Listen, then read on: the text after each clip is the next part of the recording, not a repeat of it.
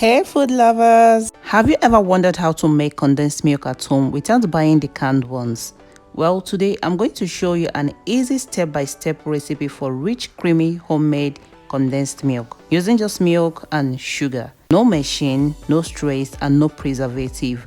Just pure sweet goodness made right in your kitchen. So once you make your homemade condensed milk, you will realize it is super versatile. You can use it in various sweet treats, in drinks and desserts, just like hot chocolate, smoothies, milkshake, iced coffee, fruit salad, pancakes, waffle, and many more.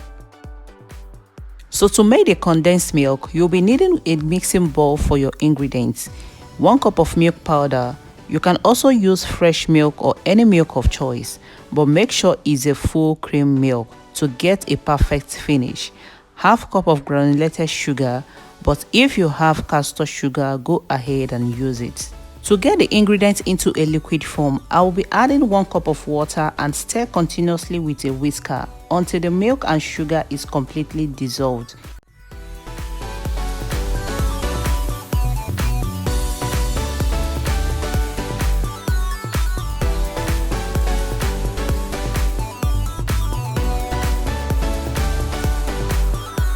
So once the sugar and milk have dissolved nicely, I will transfer the milk into a clean pot and place it over low to medium heat and start to stir continuously with my whisker.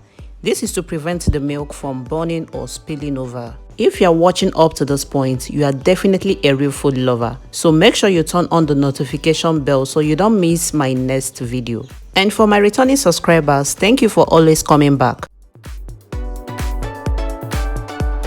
So now I will continue to cook this slowly. Remember, patience is the key here.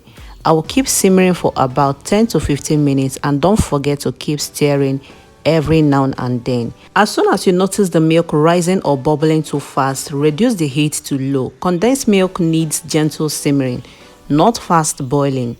So slow heat helps it thicken gradually without burning. If the cream foams too much, leave the pot off the heat for a few seconds. Let it settle, then return it back to low heat. And also remember to keep the pot uncovered so steam can escape. Covering it traps moisture and slows the thickening process. At this point, I'm going to be using the wooden spatula and stir continuously, especially around the edge and bottom of the pot. This prevents the milk from sticking or forming a brownish layer, which can ruin the smooth texture of the condensed milk. As the water content reduces, your mixture will begin to thicken. When it coats the back of your spoon, just like honey, know your condensed milk is ready. So once the condensed milk is done, turn off the heat and let your condensed milk cool off completely. Know that it will thicken more as it cools down. After turning off the heat, allow the condensed milk to cool off about 10 to 15 minutes. The warmness keeps it thin enough to strain easily without burning your hands. So I'm going to strain the condensed milk using my metal strainer.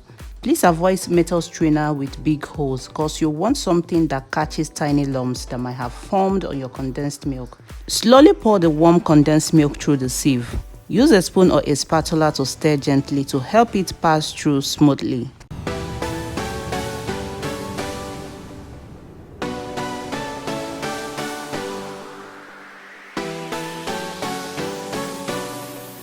Once sieved, transfer it into a clean glass jar or an airtight container.